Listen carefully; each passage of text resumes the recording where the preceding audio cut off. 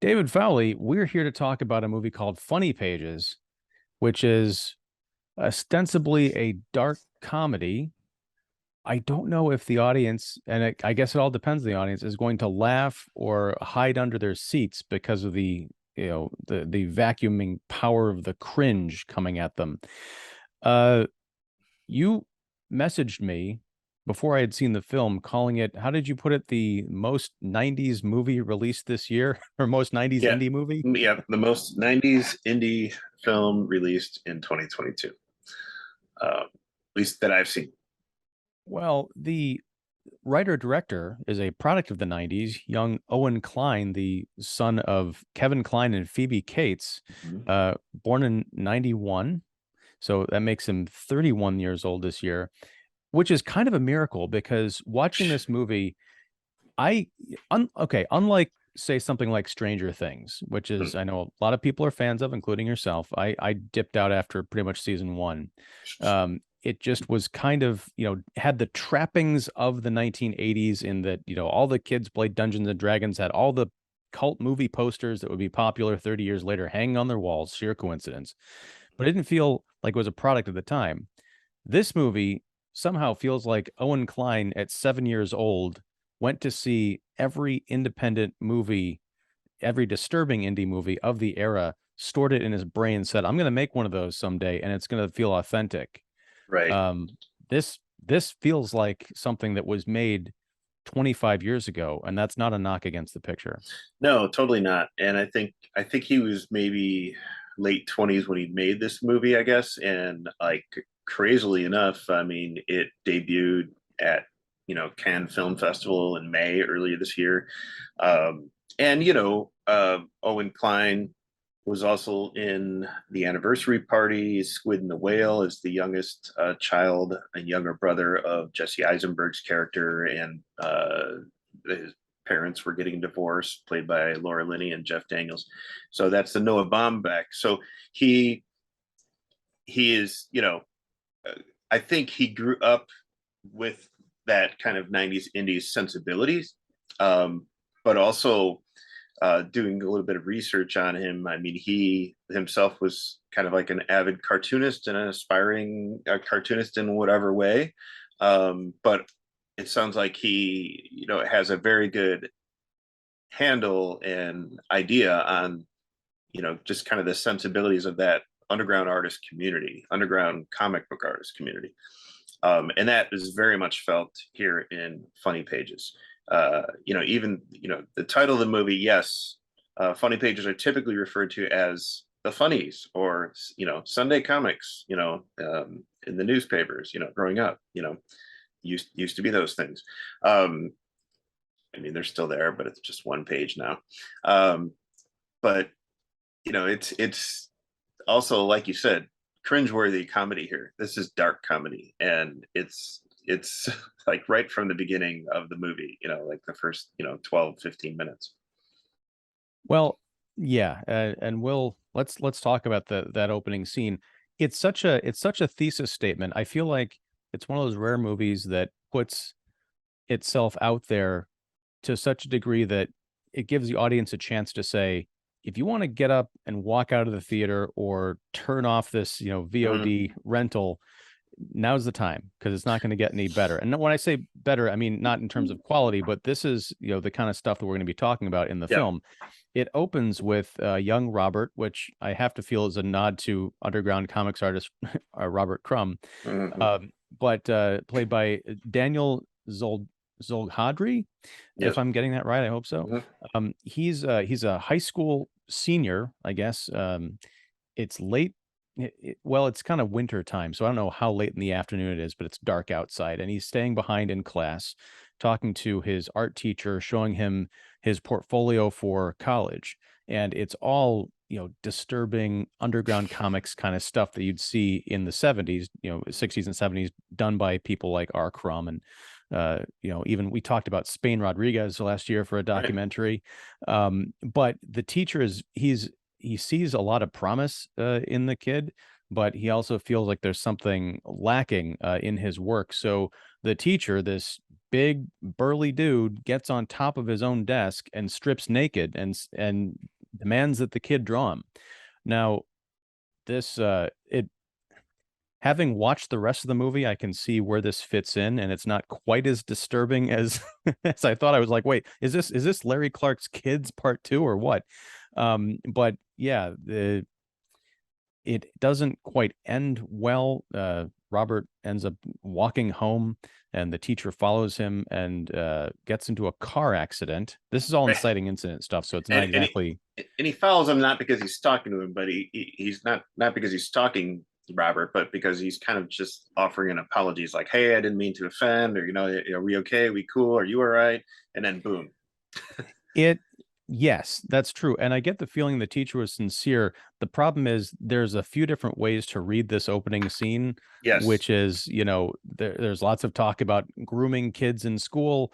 But Hmm. there's also this movie is full of adults who are just socially awkward and Oh don't yeah, always do the right thing, even though they might be well intentioned or not. mainly men. I mean, yeah, it ends up okay for Robert in terms of his teacher wasn't trying to attack him or anything.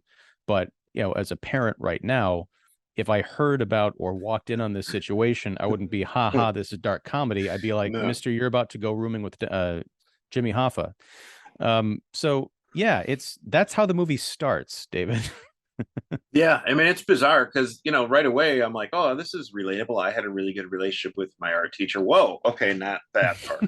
You know, hold on. But yeah, this is kind of indicative of the tone of the comedy, but also the kind of awkwardness, socially awkwardness, and kind of oddball freaks and geeks type of atmosphere that we get primarily from the men that we see of all ages. Like, Yeah, really, the only woman is the mother, that Robert's mother, and his parents are played almost like to pitch perfect by Josh Pays and Maria Dizia. Um, his parents are kind of this passive aggressive, somewhat supportive, but not necessarily supportive of his artistic endeavors. Supportive of his education, yes, and they kind of have their own plan for him. Like, you have to go to college, and they're in Princeton, New Jersey, and so uh, because of their kind of, it's not like they're helicopter parents. It's not like they're demanding of him, but they are kind of passive aggressive and not really attentive to like what Robert wants and what Robert's focusing on. right. And so that's one of the reasons why Robert, just like after the death of his art teacher, he just basically like, I'm dropping out of high school. I'm going to pursue go becoming a cartoonist full time.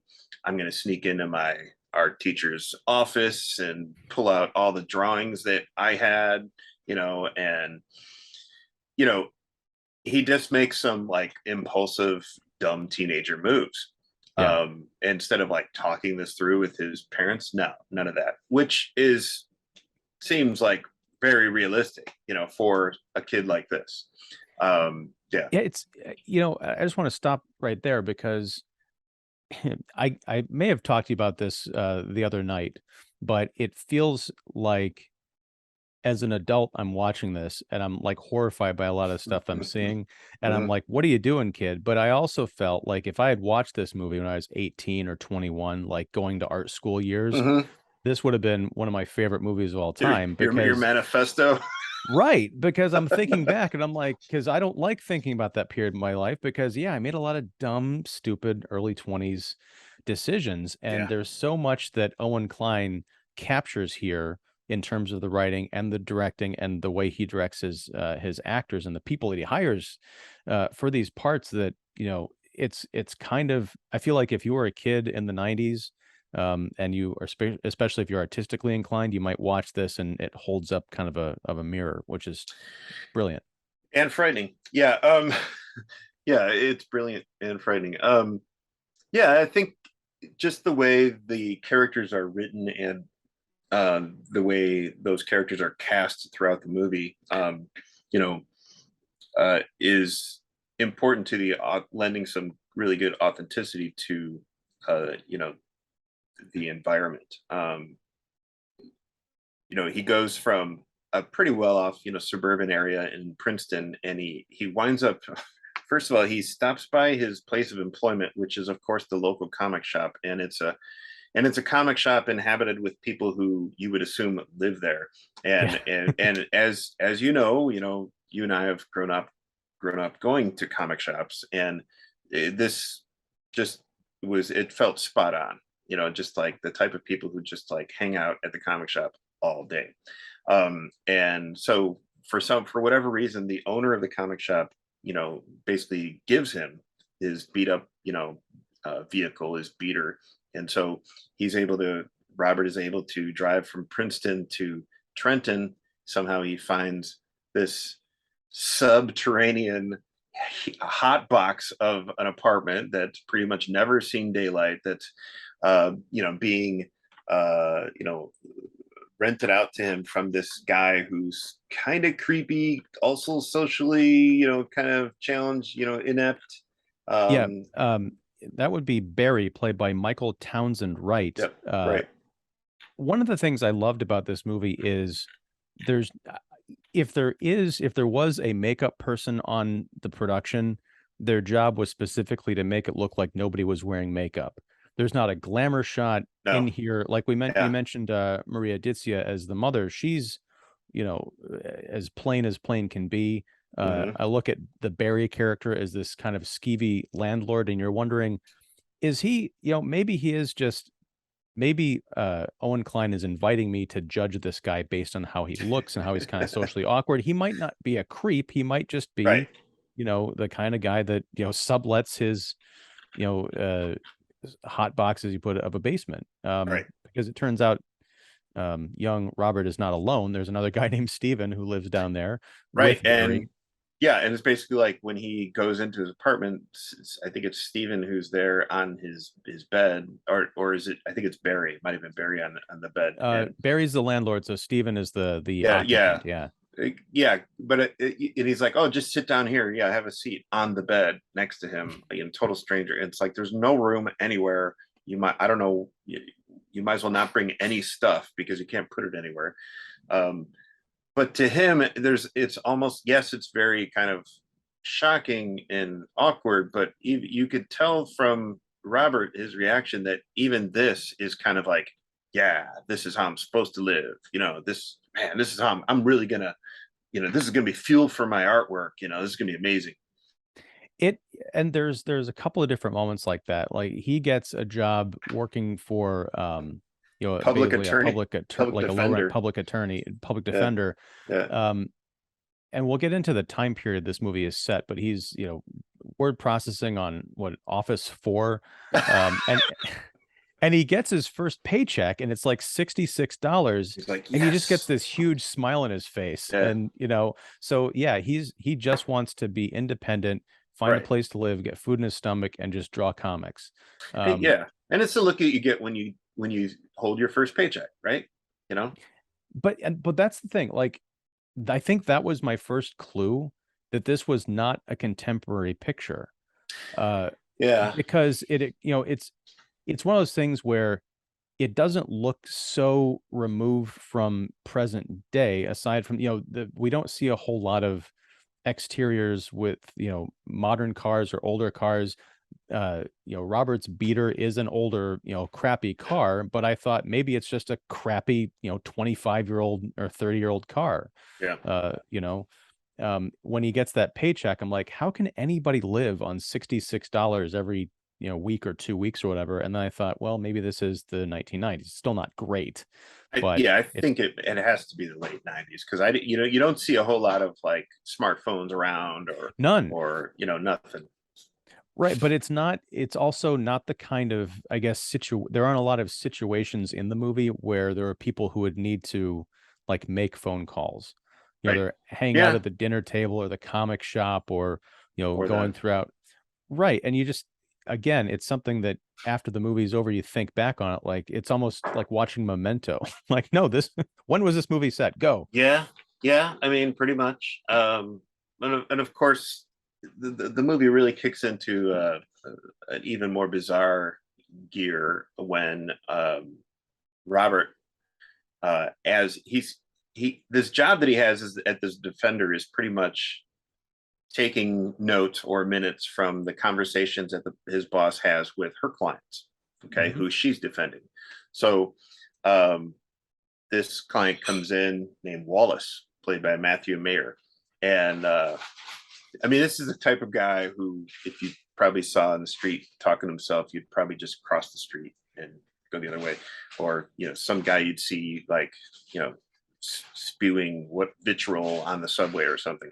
But, you know, Robert is typing and he overhears that, you know, Wallace talking about his previous jobs, and one of them was as a color separator for Image Comics. And like, whoa, this is the closest I've ever been to somebody who's had a career in comics.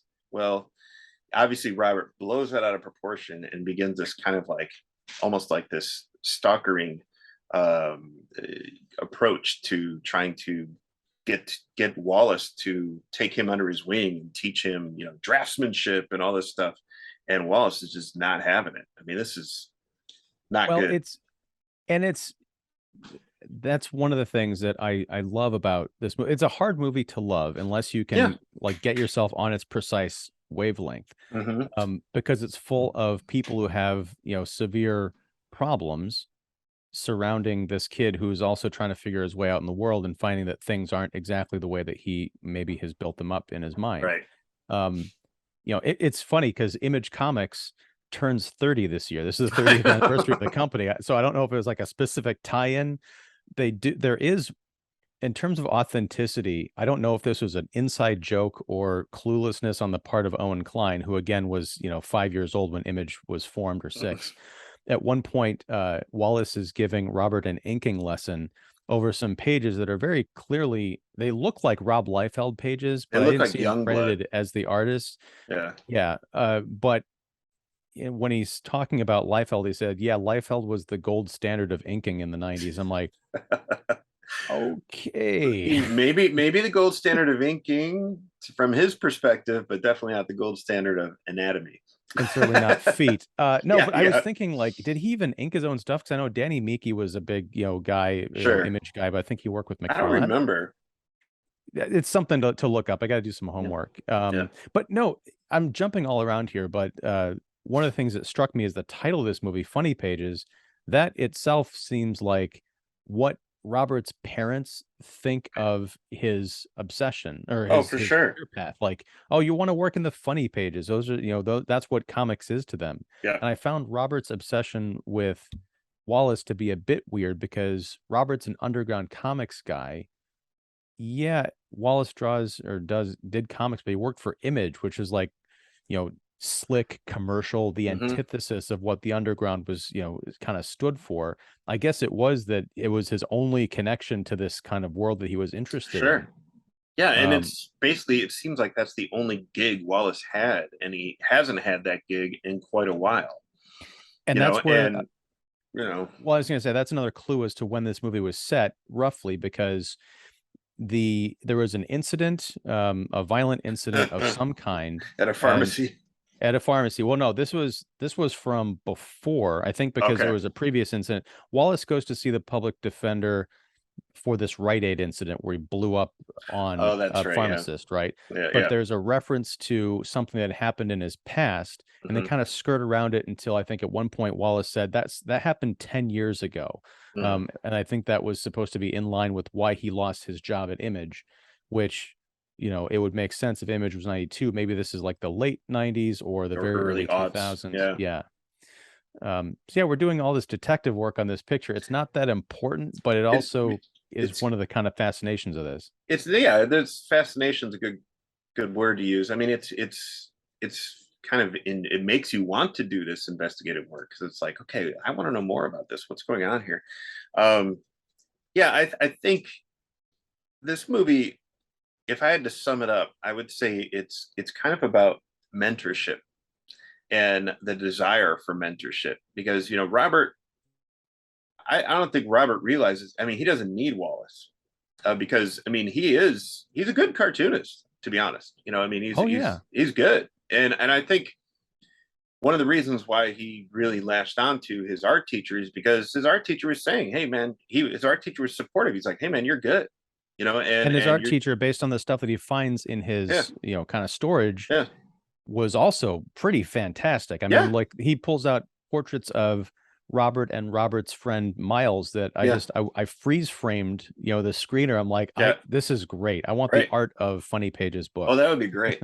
And yeah, I did some research recently, and I saw like the names of some of the artists used for their artwork, but I forget who they were. But that would be a great book. But yeah, it's kind of about this desire and this search for mentorship. He doesn't have the support and um, basically the mentorship at home, so he gets it outside, and that's something that I could kind of relate to.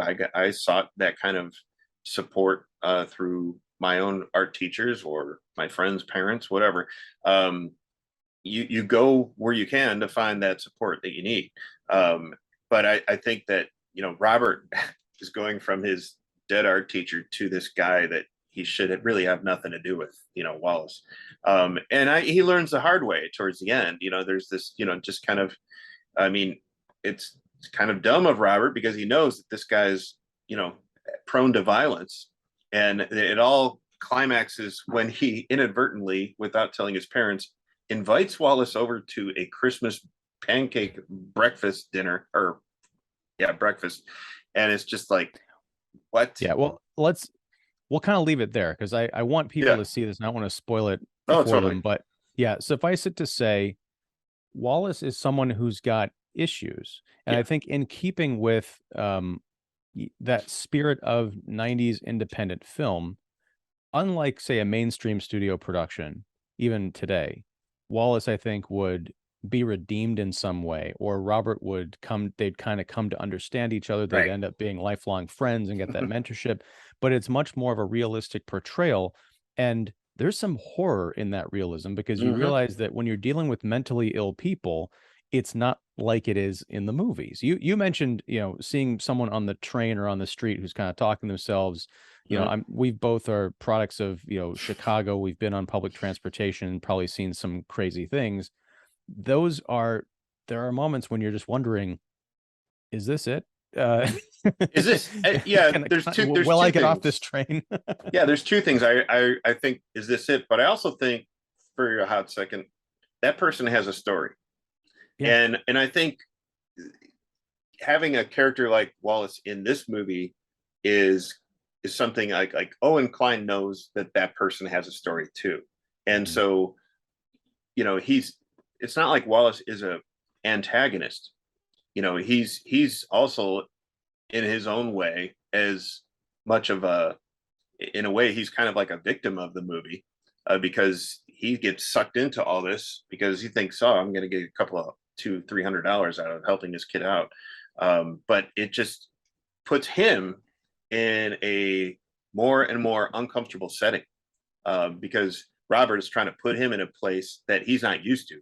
And Right. And he yeah, warns right, Robert, and by social cues, everybody else who kind of tries to interact with him, that, I am just one of those people that kind of needs to be left alone unless I choose to engage with people. And right. if you try and force me into something, you know, it's again, it's not malicious. It's just the way that he's kind of wired, and he was never able to get the kind of help to kind of address those problems.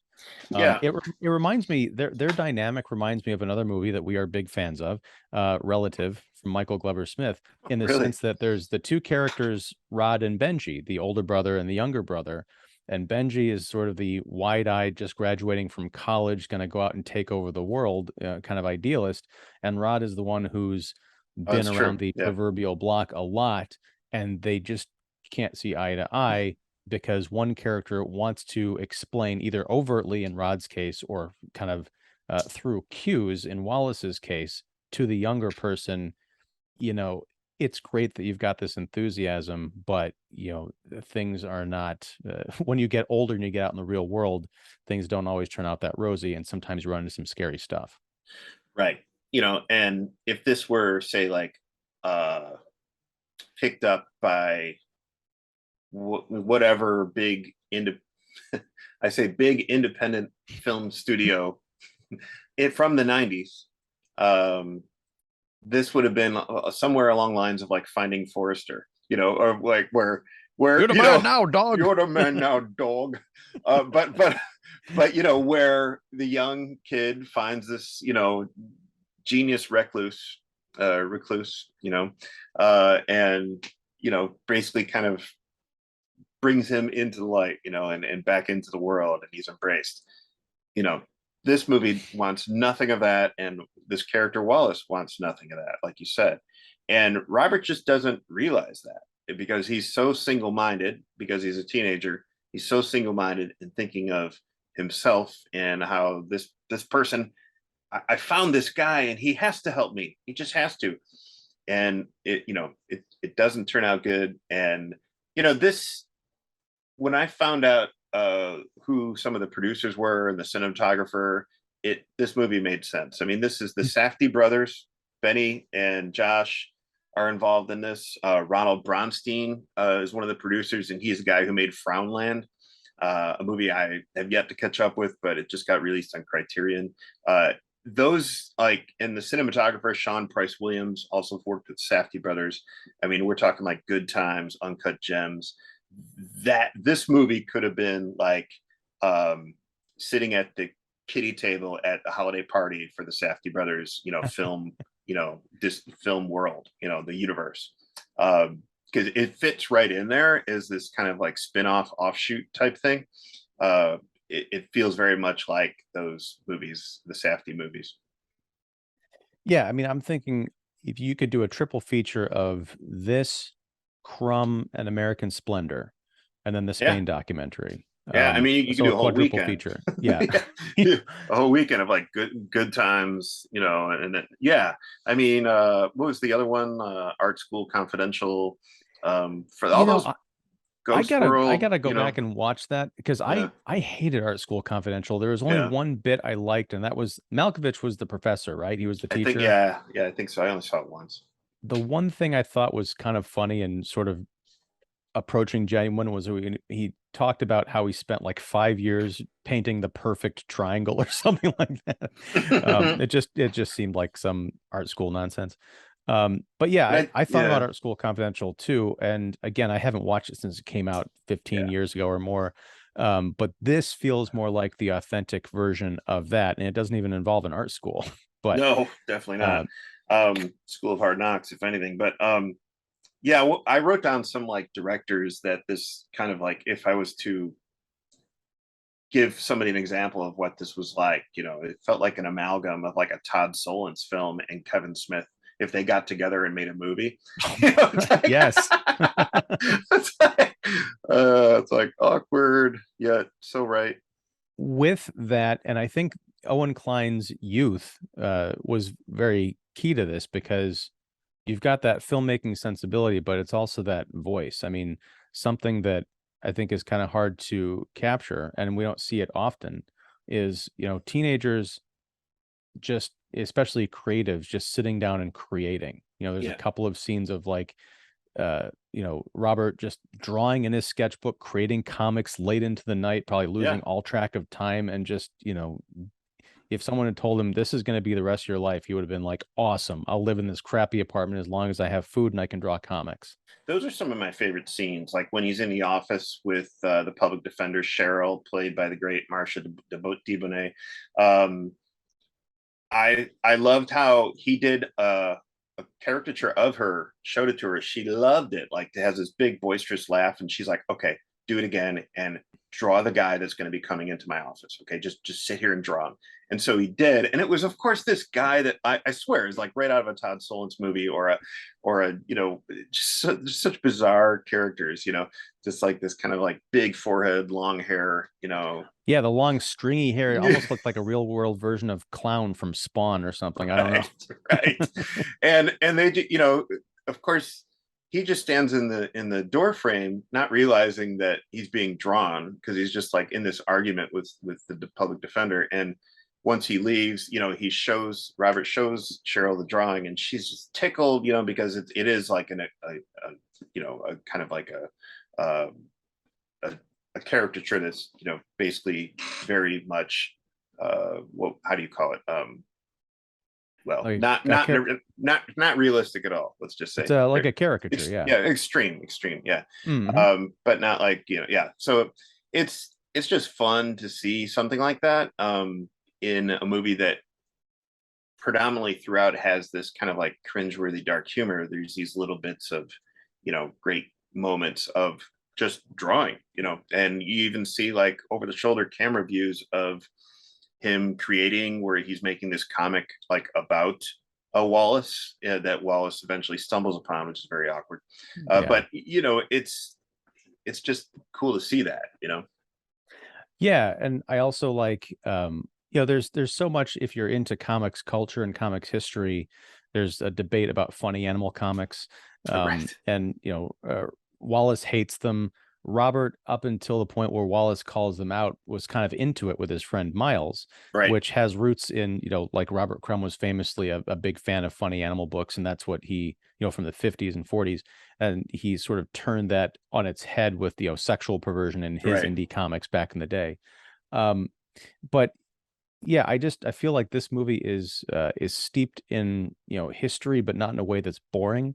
The climax where, and again, I don't want to give too much away, but if anybody is familiar with Hunter S. Thompson's book Hell's Angels, where it is like pretty much the book that put him on the map right before he did Fear and Loathing in Las Vegas. He went on, he kind of joined up with the Hell's Angels and did reporting on them and wrote this book.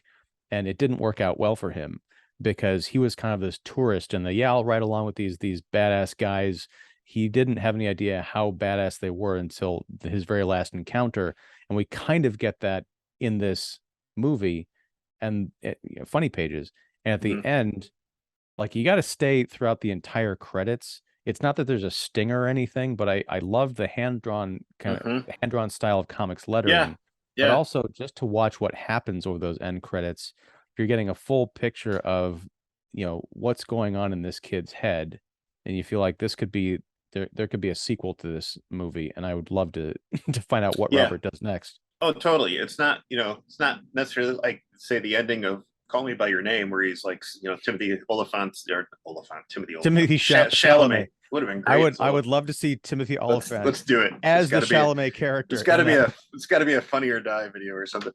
But yeah, it's like the main character, the young main character, is like staring into a fireplace or something. This end credits is a little different, of course. And yeah, it's just it's crazy that this is. I mean, I had no idea this was at Cannes. Not like I go there, but this is dropping at the last weekend of August, alongside a new George Miller movie. It's like, what is happening right now? Well, it's a perfect back to school movie, because it's about a kid who drops out of school and you should stay in school. Yeah, or maybe not. Yeah, it's funny. He just kind of up and leaves school, and because his parents like, what about what school is gonna accept you if you don't finish? He's like, the schools don't care about the grades. It's all about the portfolio. the schools that he's interested in. Yeah. Right, but then he's like, I'm just gonna go do this on my own. So much good stuff. Again, it's a very hard movie to recommend because I watched I think I told you about this, David. I watched the trailer for this and I thought, hey honey, we want to sit down, not you David, but my wife. Would you like to, maybe we should watch this movie together. It's fun, quirky art school dramedy. And she had to do some like PTA work or something that night that I watched it, so I wound up by myself. And after that opening scene, I was like, thank Christ, because there's no way. Not only would she have walked out, we probably would have had a conversation like, what the hell are you watching? Yeah, right, exactly. It's like, I'm not. Yeah, I could see my wife coming in on this. She's like, David James, what are you watching? Yeah, not a good idea. Yeah, this is, and the thing when you mentioned that there's some history to this, really, it shows some history, but it's really the kind of history that like you and I would know, because again, we frequented these, let's just say not all comic stores look like this anymore, kind of thankfully. Right. Yeah. I mean, there was something happened in the late 90s and early aughts where some of those like old comic stores that you like walk down into stairs into, and you won't find anybody who works there unless you go all the way to the back, and they're like up top on that a counter and looking down on everybody or whatever, or they're just like reading a paperback, and like they probably don't even like comics anymore, and it's just all long boxes, and it just smells like old long boxes. Those comic stores are great, but they're also like, you would never want to introduce anybody to a comic book store in that kind of environment. Right. Yeah, it's like, I would never want to bring my wife in there, because the stereotype that she would have in her head would basically be, approved, and confirmed. It is kind of like, if you're introducing someone to the movies, you definitely want to start off with a mainstream, like broad audience comedy. Mm-hmm. And then after a few, maybe years, then you say, hey, let's look at these indies. Here's a movie called Funny Pages. Right, you show right. them Funny Pages, and they're like, this isn't, I'm never watching movies again. So then you wind up showing them Funny Games instead, both versions. There you go. That's the triple feature. Both versions of Funny Games and then Funny Pages. Funny Pages. See if you're still alive. Clean your palate. Yeah. But no, actually, it's funny because towards the end of the movie, we see Robert go into the comic shop and he turns on the lights, and it reminded me of that scene in True Romance where Christian Slater brings Patricia Arquette to his comic shop. I feel like from a different angle, that's like the same shop. It's got that same feel. Yeah, and I love the fact that, like, here's this kid. I mean, the fact that he has keys to the comic shop. Yes, he works there, but the fact that he has keys to the comic shop, the fact that the owner of the shop just gave him his beater, and he still has keys, even though he's not really working there anymore. It's like, okay. Well, yeah, he agreed to, like, I think he could get the car in exchange for, working some weekends or, kind of doing some fill-in stuff. So hilarious. Yeah, I mean, again, that's another thing. Like, I'd watch a Clerk style movie about what was going on in that comic shop, because the few interactions we get, they're pretty entertaining. Like Kevin Smith, speaking of Kevin Smith, he produced a TV show a few years ago called Comic Book Men. Yeah, remember that. And it was all right, but again, I think the problem is it took place in a modern, comic shop. Everything looked very slick, and the shop like you'd actually want to go there. Yeah, I think it was Jay and Bob's Secret Stash. Is it Red Bank? Yeah, Jersey. Which it's fine, but when I was watching Funny Pages, I'm like, this is the reality show that I want to see in this specific shop or a shop like it. Totally. But so yeah, I mean, this movie is, when this episode goes up, it's available on demand, and it's also playing at the Music Box here in Chicago. Information will be down below for people who are interested. I imagine it's probably opening in other places around the country, probably art house theaters, which is the perfect place to see it. Oh, totally. It's got my highest recommendation with about a book's worth of caveats. So if that means anything. Yeah, a lot of small print. Read this before you watch this. Right. Yeah, and it's a hard, I wouldn't say it's a hard R. I just say be wary, it is rated R. Yeah. You do see a little bit of everything nudity, peeking up again over some elastic. Anyway, talk about a shocking moment. Anyway, David Fowley, thanks for talking Funny Pages with me. This has been far more enjoyable, far easier than the movie it was to watch. But again, that's not a criticism. No, nothing wrong with a hard watch. I don't know what to do with that remark. Yeah. Anyway, we'll catch up on something else later, man. Thanks a lot. All right. See ya. Thanks. Bye. Bye.